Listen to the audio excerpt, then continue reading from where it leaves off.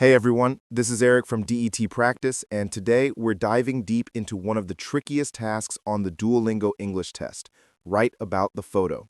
Now I know what you're thinking. You see a picture, you have 60 seconds, and you write a sentence or two. Easy, right? Well, here's the thing. Most test takers focus on finding fancy vocabulary, but that's actually not what gets you a high score.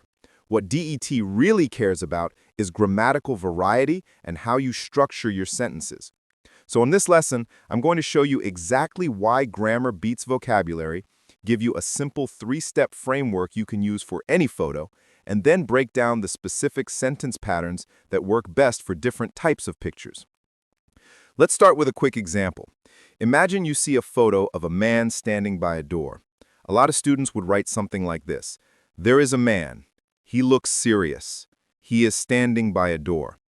Now that's not wrong. It's grammatically correct, but it's choppy, it's basic, and it doesn't show range. Compare that to this. The man, who appears to be in his mid-30s, is standing near the entrance with a thoughtful expression. Same information, but now you've used a relative clause to add detail and create flow. That's the kind of sophistication DET rewards. So here's the first big takeaway. Keep your vocabulary simple, but make your grammar advanced. That's the formula. All right, now let me give you a framework that works for any photo. Think of your response as a mini paragraph with three parts. First, your opening sentence.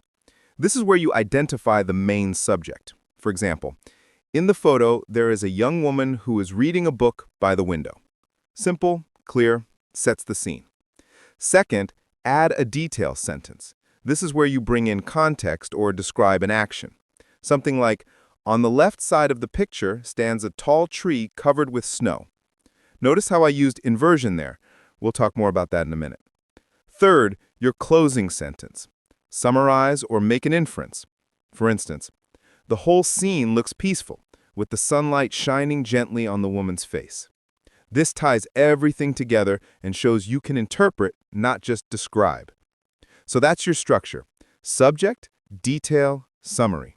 3 sentences and you've covered what, where, and how, all while showing off advanced grammar.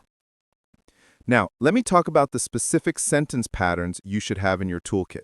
I'm going to walk you through 6 structures that work really well on test day. Number 1, relative clauses. This is when you add extra information using who, which, or that. For example, the man who is wearing a blue jacket looks tired. This lets you pack in detail without writing extra sentences. Number 2, participial phrases. This is where you start with an ing word to describe something happening, like a group of students holding notebooks are waiting outside. It's concise, it flows naturally, and it sounds sophisticated. Number 3, inversion. This is when you flip the normal word order for stylistic effect. Instead of saying, a small bag lies on the right side of the picture, you say, on the right side of the picture lies a small bag. It adds variety and catches the examiner's eye. Number 4, cleft sentences. These are sentences that start with it is to emphasize something. For example, it is the bright red color that makes the bicycle stand out. This structure is great when you want to highlight a specific detail. Number 5, absolute constructions. This is an advanced pattern where you describe a situation using a noun plus a participle. Like, the sun setting in the distance, the scene feels calm. It adds atmosphere and shows you can handle complex grammar. And number 6, the subjunctive mood. This is when you use were or would to talk about hypothetical situations. For instance, if I were there, I would take a photo immediately. It's a nice way to show grammatical range. Now, here's where it gets practical. Different types of photos call for different strategies. Let me break it down by category. If you're looking at photos of people, your best options are relative clauses, participial phrases, and compound sentences. For example, the woman, who seems to be waiting for someone, is checking her phone. Or, 2 men laughing loudly are walking together. These structures are perfect for describing appearance, actions, and emotions. For animal photos, try cleft sentences, inversion, and absolute constructions. Like, it is in the middle of the picture that a dog is lying on the grass. Or, on the branch of the tree sits a colorful bird. Or even, its eyes half closed, the cat looks completely relaxed. These patterns really help you highlight movement, position, and create atmosphere. For scenery photos, participial phrases combined with descriptive clauses work beautifully. Something like, the sun setting behind the mountains, the sky glows orange and purple. You can also use compound complex sentences, like there is a river flowing across the valley and small houses can be seen along its banks. And don't forget the subjunctive mood. If one were standing there, one would feel a sense of peace. These structures let you capture foreground, background, and overall mood. And finally, for photos of objects, stick with the relative clauses, cleft sentences, and inversion. For example, on the table lies a laptop, which looks slightly old but still functional. Or, it is the bright red color that makes the bicycle stand out. Or, next to the chair is placed a small bag. These are ideal for describing features, position, and function.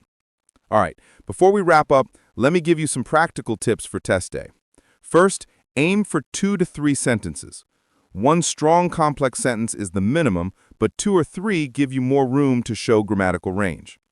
Second, try to cover foreground, background, and mood. This makes your description feel complete and well-rounded. And third, practice with a timer. You need to train yourself to think in sentence patterns, not just individual words. 60 seconds goes by fast, so you want this to become automatic. And remember that golden rule: keep vocabulary simple, grammar advanced. That's your winning formula. Here's the thing.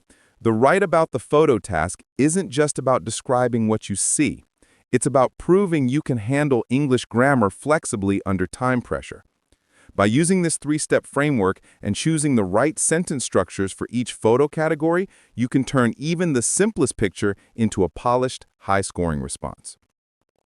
Every photo is an opportunity, not just to describe what's there, but to demonstrate how skillfully you can express it.